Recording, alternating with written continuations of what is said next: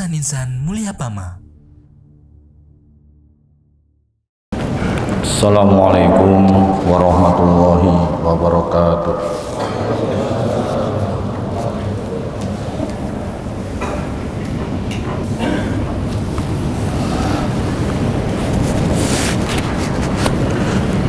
Innal hamdalillah nahmaduhu wa nasta'inuhu wa nastaghfiruh wa na'udzu billahi min shururi anfusina wa sayyiati a'malina may yahdihillahu fala mudhillalah wa may yudlil fala hadiyalah wa asyhadu an la ilaha illallah wahdahu la syarikalah wa asyhadu anna muhammadan abduhu wa rasuluhu la nabiyya ba'dah.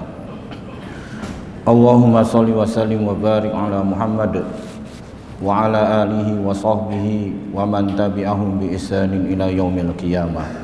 Amma ba'du.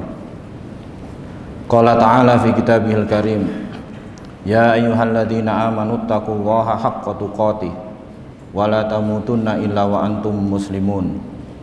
Ya ayyuhan nasu taqu rabbakumul ladzi khalaqakum min nafsin wahidah wa khalaqa minha zawjaha wa bassa minhuma rijalan katsiran wa nisaa'a wattaqullaha alladzi tasaaluna bihi wal arham innallaha kana 'alaikum raqiba. Ya ayyuhalladzina amanu taqullaha wa qulu qawlan sadida yuslih lakum a'malakum wa yaghfir lakum dzunubakum wa may yuti'illaha wa rasulahu faqad faza fawzan 'azima. Ma'asyiral muslimin, jamaah salat Jumat rahimani wa rahimakumullah. Ada banyak faktor yang mempengaruhi keberhasilan atau kesuksesan satu pekerjaan atau satu urusan. Tapi ada dua faktor yang sangat berpengaruh sekali. Tentu setelah keimanan dan ketakwaan kepada Allah Ta'ala, yaitu faktor amanah dan kemampuan di dalam melakukan suatu pekerjaan. Allah Subhanahu wa taala menjelaskan di dalam surah Al-Qasas ayat 26, yaitu ketika Nabi Musa alaihissalam berhijrah dari Mesir ke Madian, bertemu dengan dua orang anak gadis yang sedang menggembala kambingnya. Beliau menolong mereka untuk memberi minum kambing-kambing mereka. Kemudian kedua anak gadis ini pulang kepada ayahnya dan mengatakan, ya abati istajir, inna khaira man istajartal qawiyyul amin. Wahai ayahku, jadikanlah dia Musa sebagai pegawai atau pekerja, karena sesungguhnya sebaik-baik yang engkau jadikan pegawai atau pekerja adalah yang punya kemampuan dan yang amanah. Bagaimana dua orang anak gadis ini mengetahui bahwa Nabi Musa alaihissalam adalah amanah dan punya kemampuan? Pertama, ketika beliau mengangkat batu yang besar yang menutupi mata air yang tidak akan mampu diangkat kecuali oleh 10 orang. Kemudian yang kedua, ketika Nabi Musa alaihissalam pergi ke rumah dua orang anak gadis tadi, Nabi Musa alaihissalam berjalan di depan, bukan di belakang mereka, karena khawatir melihat hal-hal yang tidak pantas. Sehingga kalau rumahnya belok ke kanan, Nabi Musa minta kepada anak gadis itu melempar batu ke kanan. Kalau belok ke kiri, melempar batu ke kiri. Itulah amanahnya Nabi Musa alaihissalam. Kepada kewajiban-kewajiban kepada Allah Ta'ala saja beliau amanah, apalagi kepada manusia.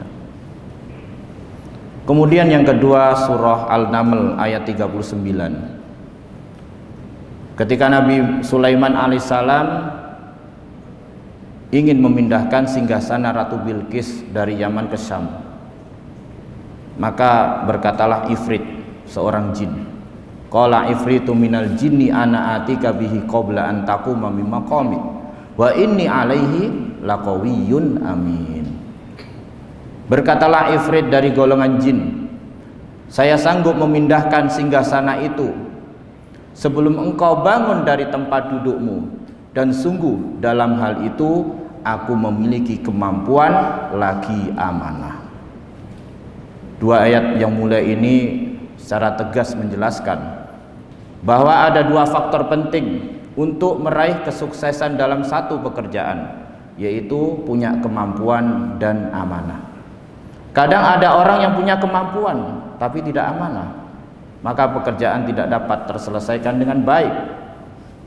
Atau sebaliknya, dia amanah tapi tidak punya kemampuan, dia lemah, maka pekerjaan pun tidak terselesaikan dengan baik. Dan amanah adalah sesuatu yang sangat penting sekali, apalagi amanah di dalam melakukan satu pekerjaan. Bahkan amanah pernah dibebankan kepada bumi dan langit, tapi mereka menolak. Inna aradnal amanata 'alas samawati wal ardi wal jibal fa abaina ayyahmilnaha wa asfaqna minha wa hamalahal insan innahu kana zaluman jahula. Sesungguhnya kami pernah menawarkan amanah kepada langit-langit dan bumi dan gunung-gunung, lalu mereka pun enggan untuk memikul amanah. Mereka merasa takut, berat. Ternyata manusia yang memikulnya, padahal manusia itu cenderung berbuat dolim dan jahil. Tapi karena kita manusia sudah sanggup untuk memikul amanah, maka kita diperintahkan untuk melakukan dengan sebaik-baiknya, menunaikan dengan sebaik-baiknya. Tapi apabila kita merasa diri kita tidak memiliki kemampuan, kita khawatir, maka hendaklah jangan kita meminta amanah. Rasulullah SAW pernah berpesan kepada seorang sahabat, Abdurrahman bin Samurah, la tas'alil imarah fa innaka in utitaha an mas'alatin wukilta 'alaiha wa in utitaha an ghairi mas'alatin u'inta 'alaiha. Wahai Abdurrahman, janganlah meminta amanah atau jabatan, karena sesungguhnya engkau apabila mendapatkannya karena meminta, engkau akan diserahkan, dibiarkan oleh Allah Ta'ala. Tapi apabila engkau mendapatkan amanah itu bukan karena meminta, maka engkau akan ditolong oleh Allah Ta'ala di dalam melaksanakan amanah tersebut. Karena amanah adalah sesuatu yang berat. Bahkan orang yang tidak memiliki kemampuan dilarang. Rasulullah SAW pernah menasihati Abu Dar, ya Abu Dar, innaka dhaif. Wahai Abu Dar, sesungguhnya engkau lemah, tidak punya kemampuan. Wa innaha amanah, dan sesungguhnya itu amanah. Wa innaha yaumal qiyamati khizyun wa nadamah. Sesungguhnya nanti pada hari kiamat akan mendatangkan penyesalan dan kehinaan. Ila man akhadaha bihaqqiha wa adda alladhi alaihi fiha. Kecuali orang yang mengambilnya dengan haknya, dia memiliki sifat amanah, dia punya kemampuan, dan dia menunaikan amanah itu seperti apa yang diwajibkan.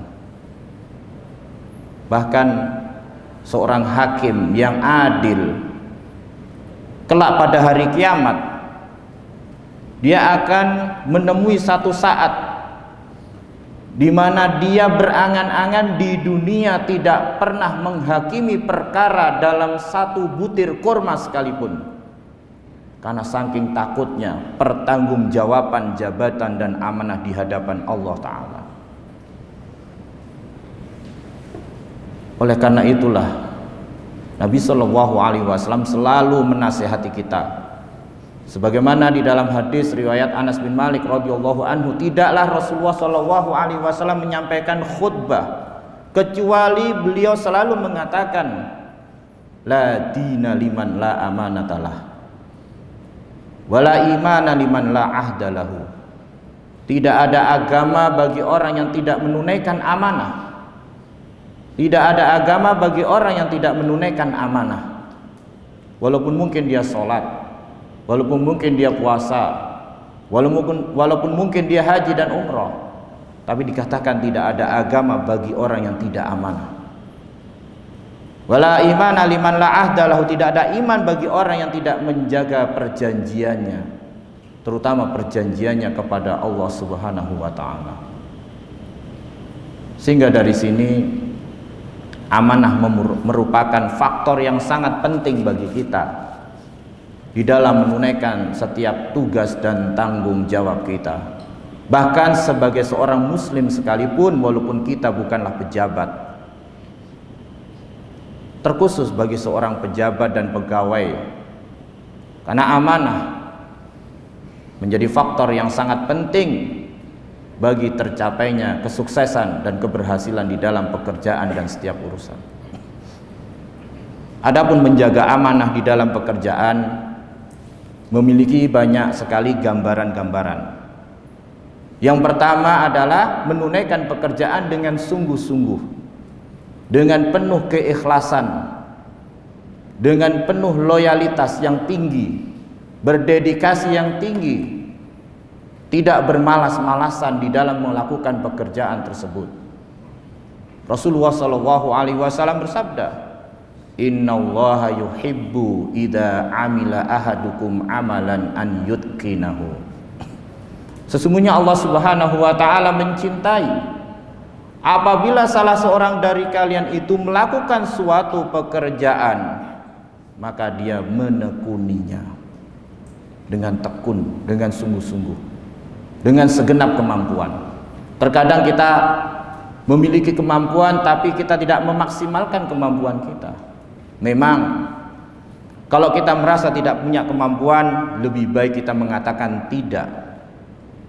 Sebagaimana Umar radhiyallahu anhu selalu mengatakan, saya suka dengan seorang pemuda yang apabila mengatakan ya, dia mengatakan ya dengan segenap mulutnya.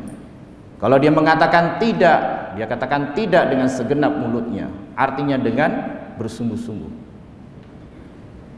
Kemudian yang kedua, amanah di dalam pekerjaan adalah tidak mengambil rasuah atau tidak mengambil sesuatu yang bukan menjadi haknya. Rasulullah SAW bersabda, "Man ista'malnahu ala amalin farazaqnahu rizqan fama akhadha ba'da dzalika fahuwa ghulul." Rawahu Abu Dawud. Barang siapa yang kami angkat dia untuk suatu pekerjaan, lalu telah kami berikan haknya, gajinya, maka apa yang dia ambil setelah itu, di luar itu, maka itu adalah ghulul. Ghulul adalah korupsi, dimana ketika seseorang itu ghulul, maka dia akan membawa pada hari kiamat apapun yang dia ambil dengan tidak hak, walaupun hanya satu helai pakaian sekalipun. Ketika perang Khaybar, para sahabat melewati seseorang yang syahid, terbunuh di jalan Allah. Sahabat mengatakan dia syahid. Melewati satu orang lagi, dia syahid. Melewati satu orang lagi, mereka bilang dia syahid. Rasulullah SAW mengatakan, sekali-kali tidak. Sungguh aku melihat dia di dalam neraka, padahal dia terbunuh di jalan Allah. Tapi dilihat oleh Nabi SAW di dalam neraka, walaupun dia mati syahid. Kenapa? Karena dia mengambil burdah, yaitu pakaian yang dia ambil dari harta rampasan perang tanpa alasan yang hak. Apalagi mengambil harta yang sangat banyak, bagaimana akan bertanggung jawab di hadapan Allah Ta'ala. Orang yang mengambil harta dengan yang hak saja akan melewati hisab yang sangat berat, apalagi yang mengambil harta tanpa alasan yang hak, wal iyadu billah.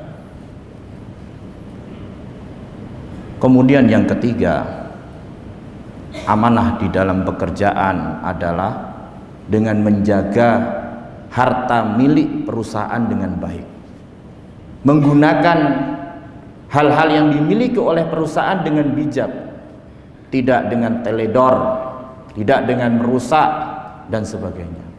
Karena itu adalah amanah. Sebagaimana Rasulullah SAW pernah datang kepada seorang penggembala yang menggembala kambing. Beliau bilang kepada penggembala tadi, kalian punya kambing untuk dijual. Dia bilang, ini amanah. Amanah. Padahal penggembala kambing ini seandainya menjual 1 ekor kambingnya dari sekian banyak kambingnya, tuanya tidak ada yang tahu. Tidak ada tuanya yang datang ke pegunungan lembah itu untuk ngecek satu-satu, ataupun tidak ada tuanya memasang CCTV misalnya. Tapi karena dia takut kepada Allah Ta'ala, maka dia tidak berani memberikan walaupun seekor kambing kepada Rasulullah SAW. Dia mengatakan, ini amanah, bukan punya saya. Yaitu menjaga harta milik perusahaan dengan sebaik-baiknya. Tidak menggunakannya untuk urusan pribadi, tapi untuk urusan pekerjaan. Kemudian gambaran amanah di dalam pekerjaan yang keempat adalah menunaikan amanah yang diberikan dengan sebaik-baiknya kepada yang berhak. Tidak boleh kemudian kita menahan amanah karena disebabkan sentimen kepada orang tersebut, atau karena dia tidak mau memberikan kepada kita sesuatu. Tidak. Selagi itu adalah haknya, maka kita tunaikan. Jangan sampai ada keinginan kita ingin mendapatkan sesuatu dari itu. Waliyadzubillah. Waliyadzubillah. Rasulullah SAW qudwah hasanah bagi kita semua di dalam amanah. Ketika beliau hendak berhijrah ke Madinah dalam kondisi yang sangat genting, tetap sebelum berhijrah beliau menitipkan amanah, yaitu harta milik seorang kafir. Padahal itu milik musuhnya. Beliau tidak lantas mengambil dan membawanya untuk berhijrah ke Madinah. Beliau menitipkan itu untuk dikembalikan kepada pemiliknya. Padahal itu milik musuhnya. Innallaha ya'murukum an tu'addul amanati ila ahliha. Sesungguhnya Allah Ta'ala memerintahkan kalian untuk menunaikan amanah kepada pemiliknya. Walaupun pemiliknya mungkin orang yang kita benci, walaupun pemiliknya yang berhak adalah orang yang tidak kita sukai, tapi sekali dia adalah orang yang berhak mendapatkan itu, maka kita tunaikan dengan baik. Dan barang siapa yang menunaikan amanah itu dengan sebaik-baiknya, maka dia juga mendapatkan pahala seperti orang yang bersedekah walaupun itu bukan miliknya. Rasulullah SAW bersabda, al-khazinul amin alladhi yunfiku aw rubbama yaqul yu'ti ma umira bihi kamilan muwaffaran thayyiban nafsuhu ila alladhi umira bih ahadul mutasaddiqain. Bendahara yang amanah, yang menginfakkan atau memberikan apa yang diperintahkan kepadanya dengan sempurna, dengan hati yang baik, dengan rela, tidak menginginkan sesuatu dari itu sedikit pun kepada orang yang berhak, maka dia adalah salah satu dari orang yang bersedekah. Artinya bukan hanya yang bersedekah yang mendapatkan pahala seperti itu, tapi orang yang amanah, menunaikan amanah itu dengan baik, dia juga seperti mendapatkan pahala orang yang bersedekah. Itulah diantara gambaran-gambaran sikap amanah di dalam pekerjaan kita. Apabila kita menunaikan amanah dengan baik dan kita memiliki kemampuan, didasari di atas keimanan dan ketakwaan kita kepada Allah Ta'ala, maka Allah Subhanahu wa Ta'ala akan memudahkan jalan kita, melancarkan setiap urusan kita. Demikianlah khutbah singkat pada siang hari ini. Mudah-mudahan Allah Subhanahu wa Ta'ala senantiasa membimbing kita untuk selalu melaksanakan setiap kewajiban kita, pekerjaan kita, urusan kita dengan penuh amanah dan penuh kemampuan. Mudah-mudahan Allah Subhanahu wa Ta'ala memudahkan segala urusan-urusan kita.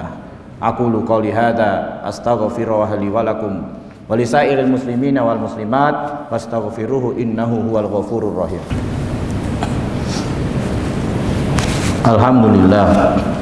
Alhamdulillahilladzi hadana li hadza wa ma kunna linahtadiya laula an hadanallah. Wa ashhadu an la ilaha illallah wahdahu la syarika lah wa ashhadu anna Muhammadan abduhu wa rasuluhu la nabiyya ba'dah. Allahumma salli wa sallim wa barik ala Muhammad wa ala alihi wa sahbihi wa man tabi'ahum bi ihsanin ila yaumil qiyamah, amma ba'du. Ma'asyiral muslimin, jamaah salat Jumat rahimani wa rahimakumullah. Hari Jumat merupakan sayyidul ayyam, di mana Allah Ta'ala dan para malaikatnya senantiasa bersalawat ke atas Rasulullah Sallallahu Alaihi Wasallam. Allahumma sholli ala Muhammad wa ala ali Muhammad kama shallaita ala Ibrahim wa ala ali Ibrahim innaka Hamidum Majid. Allahumma barik ala Muhammad wa ala ali Muhammad kama barakta ala Ibrahim wa ala ali Ibrahim innaka Hamidum Majid. Allahumma ighfir lil muslimina wal muslimat wal mu'minina wal mu'minat al ahya'i minhum wal amwat innaka sami'un qaribun mujibud da'wah. Rabbana ighfir lana wa li ikhwanina alladhina sabaquna bil iman wa la taj'al fi qulubina ghillan lil ladzina amanu rabbana innaka raufur rahim. Rabbana dzalamna anfusana wa illam taghfir lana wa tarhamna lanakunanna minal khasirin. Rabbana atina fid dunya hasanah wa fil akhirati hasanah wa qina adzabannar. Rabbana ighfir lana wali walidina warhamhum kama rabbawna shighara. Allahumma shfi mardana wasfi mardal muslimin. Allahumma shfi mardana wasfi mardal muslimin. Allahumma shfi mardana wasfi mardal muslimin. Wa sallallahu wa sallama ala Muhammadin wa ala alihi wa ashabihi ajma'in. Wa akhiru da'wana alhamdulillahi rabbil alamin.